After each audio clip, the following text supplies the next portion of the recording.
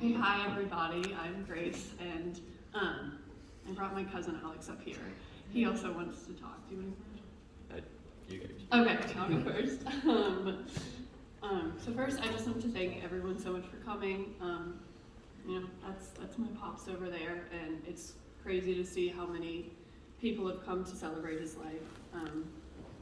I know a lot of you know him as radio's The Real Robert Mitchell, but to me, to my cousin Alex, and to all my other cousins, he was just our pops. But that was enough. He was funny, he was loving, he was caring, he was strong, he was real. Now, the part that's been getting me recently is saying the was. I still feel like it isn't real sometimes. It's crazy to me that I'm not going to get a text from him on a Saturday night watching an LSU game saying, "How about them Tigers?" Or more recently, "Can you believe how terrible we are?" Or that I won't be able to come to his house and smell his red gravy from the driveway. Or that I won't have to take Alex, Bryce, and Josh over to his house on Thanksgiving to pick up the mac and cheese and to make sure it doesn't spill in the trunk. It happened once, but after that it never happened again, because me and Alex have a balancing act that we do. I'll never be able to hear him tell me the same stories over and over again. One of my personal favorites is how he was in the hospital room when my mom was having my sister and was doing his radio show live. Or about the time that him and my dad played softball together, and my dad was up to bat, the bases were loaded. He would say, "Hey, Raimi, choke." My dad said, "I got this." Swung the bat and missed the ball 3 times. And you would think that the softball coach would yell at my dad, but I just found out this fact that my pops actually got yelled at for that because he messed him up. Or that I'll never be able to hear about the time that my pops had to yell at my mom and her brother for trying to sneak backstage and sneak on Blondie's tour bus.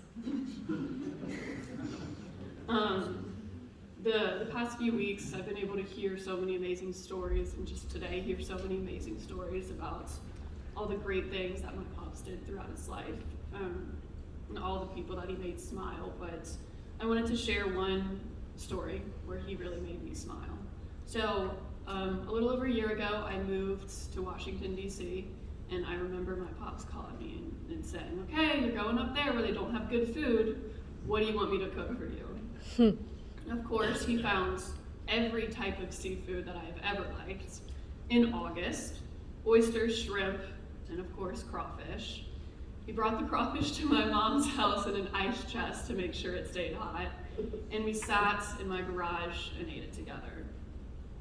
That day, he told me how proud he was of me, he loved me, and he prayed for me, prayed for the next journey of my life.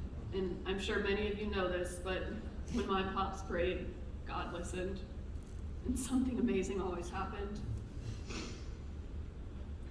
Pops, there was no one else I'd rather sit and talk with about sports, about LSU, at the dinner table. The beginning of every LSU football season, we'd say, "All right, this is the year. This is the year, we're gonna win." And hey, we were right a couple years ago, so that's all that matters. To wrap things up, before I let Alex talk, I just wanted to share a few lessons that my pops taught me throughout his life. First, nothing brings people together quite like a big pot of red gravy and angel hair pasta. And sometimes I do blame my pops, because every time I go to a restaurant, I can never order red gravy, because it's just not going to be as good. Second, pray for your enemies. It's hard, but they need it. Third, it's okay to not succeed the first time, just as long as you try again. He taught me that after I took the LSAT the first time and had to retake it. Fourth, never give up on LSU football, never give up on the Saints. They will have a good season, maybe.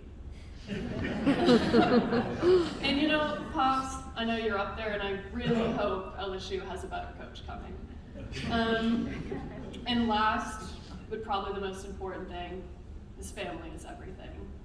And I know to all my family sitting in the first 2 rows, it's been a tough few weeks, but I've just been so happy to be able to see all of you again.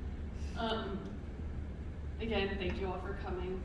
Pops, I love you so much.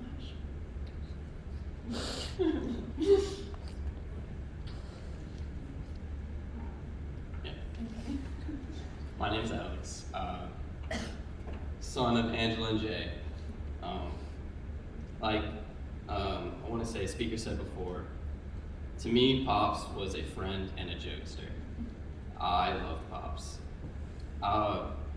When we got close, it was more, I was getting a little bit older towards my 17s, 18, now 19, but that was really where me and Pops became really good friends.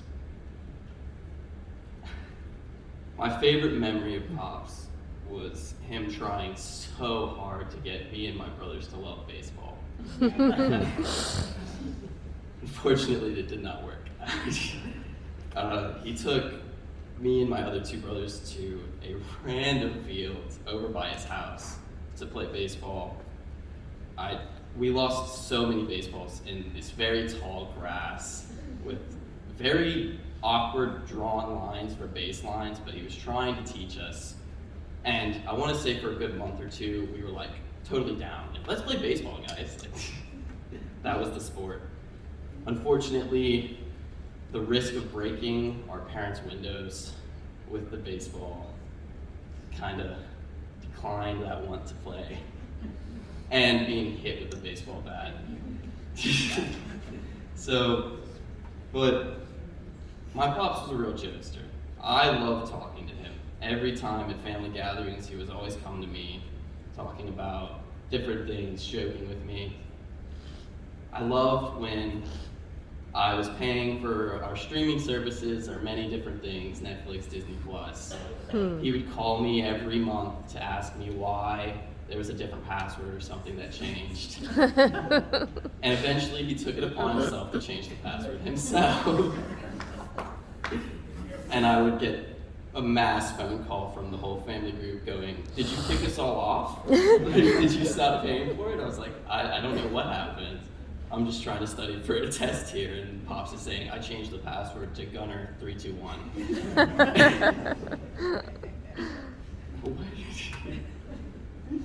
So I would go and have to rechange it and tell Pops, no, the password is what it was before, just with the asterisk now.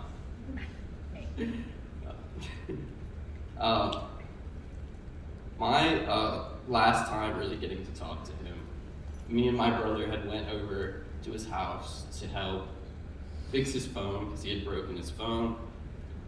Much to my behest, and now I regret. I didn't want to go because I was tired, but I really thank you, Bryce, for making me go. When I kind of went out really dressed kind of funny.